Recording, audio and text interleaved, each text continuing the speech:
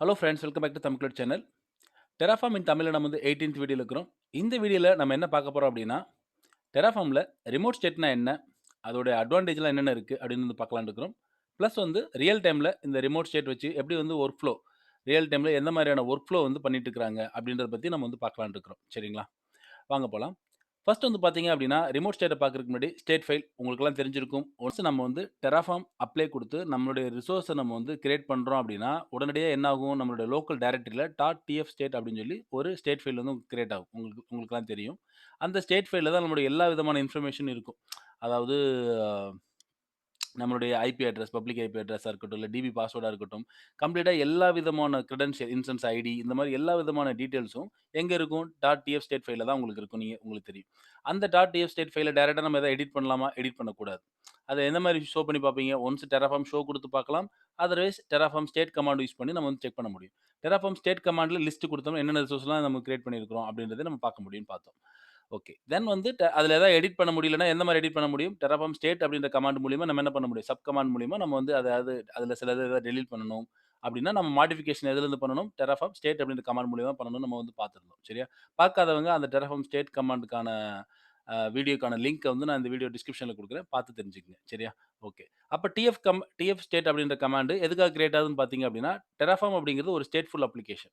Stateful அப்ளிகேஷன்னாலே எல்லா விதமான track ரெக்கார்டும் உங்களுக்கு வந்து என்ன இருக்கும்? அந்த அப்ளிகேஷன்ல இருக்கும்.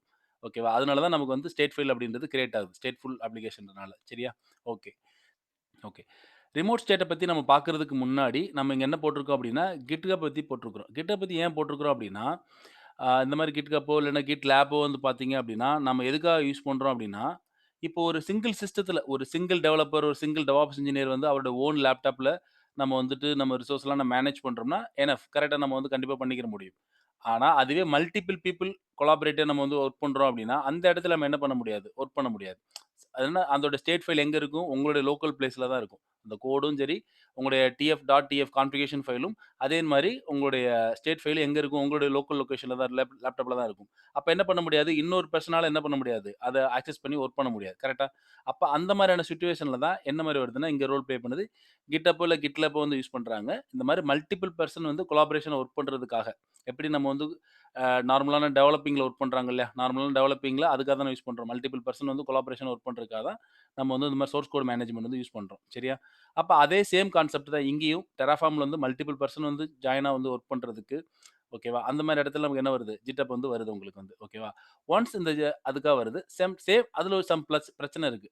அதாவது சேம் டைம்ல இப்ப GitHubல நீங்க கம்ப்ளீட்டா அதாவது ஸ்டேட் ஃபைலையும் நீங்க வந்து வச்சுக்கிட்டீங்க அப்டின்னா, நீங்க சேம் டைம்ல ஒரு 2 பெர்சன் அதாவது ஏ, பி அப்படின்னு 2 பெர்சன் வந்து வொர்க் பண்றான்னு வைங்க. 2 பேரும் அட் அ டைம்ல வந்து அப்ளை கமாண்ட் குடுக்குறாங்க அப்டின்னா, உங்களுக்கு என்ன ஆகும்னா, ஸ்டேட் ஃபைலே வந்து கரப்ட் ஆகும்.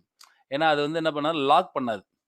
லாக் அப்படின்ற மெக்கானிசம் வந்து நீங்க நார்மலா இந்த GitHubல வந்து கிடையாது. அப்ப இதனால என்ன நடக்குது அப்படின்னு கேட்டீங்கன்னா, உங்களுடைய ஸ்டேட் ஃபைலே வந்து கரப்ட் ஆகுறதுக்கான சான்ஸ் இருக்கு. சரியா? அதான் இதுல இருக்க மைனஸ் பாயிண்ட். அப்ப இன்னொரு வந்து டைரக்ட்டா உங்களுடைய கிரெடென்ஷியல் எல்லாமே வந்து அதுல நம்ம ஆல்ரெடி பார்த்தோம். நம்மளுடைய எல்லா விதமான டீட்டெயில்ஸும் ஸ்டேட் ஃபைல்ல தான் இருக்குன்னு நம்ம பார்த்தோம். அதையும் வந்து இந்த மாரி ஓப்பனான பிளேஸ்ல வைக்கிறதும் தப்பு. சரியா? அப்ப என்ன பண்றாங்க அப்படின்னா, .tf அப்படி இருக்கக்கூடிய கான்ஃபிகரேஷன் ஃபைல மட்டும் நம்ம என்ன பண்றாங்கன்னா, இதுல GitHubலயோ இல்ல GitLabலயோ மேனேஜ் பண்றாங்க. இந்த ஸ்டேட் ஃபைல் என்ன பண்றாங்க அப்படின்னா, ரிமோட் லொகேஷனுக்கு மூவ் பண்ணிர்றாங்க. ரிமோட் ஸ்டேட் வந்து பார்த்தீங்கன்னா, நெறைய விதமான பிளேஸ்ல நம்ம ஸ்டோர் பண்ண முடியும். ஒண்ணு வந்து பார்த்தீங்க அப்படின்னா, Terraform Cloud சரியா? Terraform Cloud இருக்கு. HashiCorp கன்சோல் இருக்கு. அது இல்லாம வந்து பார்த்தீங்கன்னா, மோஸ்ட்லி நம்ம யூஸ் பண்ணக்கூடிய Amazon S3, Azureல வந்து பிளாப் ஸ்டோரேஜ் இந்த மாரி Googleல வந்து க்ளவுட் ஸ்டோரேஜ், இல்ல Alibabaலயும் இருக்கு. இந்த மாரி மல்டிபிள் க்ளவுட் ஸ்டோரேஜ்லயும் நம்ம என்ன பண்ணிக்க முடியும்? நம்மளுடைய ரிமோட் ஸ்டேட் ஃபைல வந்து நம்ம ஸ்டோர் பண்ணிக்க முடியும். ஒரு எக்ஸாம்பிள்க்கு உங்களுக்கு நான் காட்டுறேன். எப்படி இருக்கும் அப்படின்னு கேட்டீங்கன்னா, நம்ம உள்ள வந்து டிஃபைன் பண்ணிறணும். நார்மலா நம்ம ஸ்டேட் ஃபைல்ல டிஃபைன் பண்ண மாட்டோம். எங்க ஸ்டோர் ஆகணும் அப்படின்னு சொல்லி. ஒன்ஸ் நம்ம வந்து ரிமோட் ஸ்டேட் ஃபைல் நம்ம சேவ் பண்றோம் அப்படின்னா, கோடுல வந்து இந்த மாரி போட்டுறணும். அதாவது இது வந்து S3ல வந்து ஸ்டோர் பண்றாங்க. ஓகேவா? S3ல வந்து நம்ம என்ன பண்றோம்?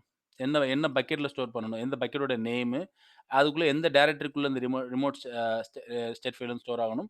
என்ன ரீஜியன்ல ஸ்டோர் ஆகணும். பிளஸ் வந்து பார்த்தீங்க அப்படின்னா, DynamoDB ஓட டேபிள். அதோட டேபிள் வந்து குடுக்குறாங்க. இது எதுக்காக குடுக்குறாங்க அப்படின்னா, இந்த லாக் அப்படின்ற ஒரு மெக்கானிசத்துக்காக.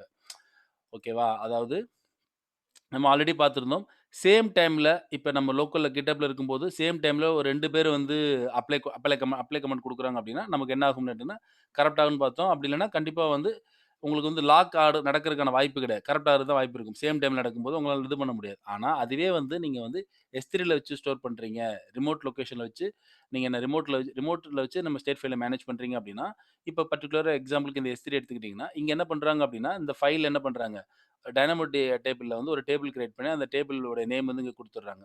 இதனால என்ன நடக்குது அப்டின்னு கேட்டீங்கன்னா, டைனமோ டிபி வந்து இது பண்ணிரும். உங்களுக்கு வந்து அட் a டைம்ல 2 பேர் இது பண்றாங்கலாம் கிடையாது. ஒருத்தர் ஸ்டார்ட் பண்ணும்போதே பார்த்தீங்க அப்டின்னா, லாக் வந்து உங்களுக்கு என்ன விழுந்துரும்.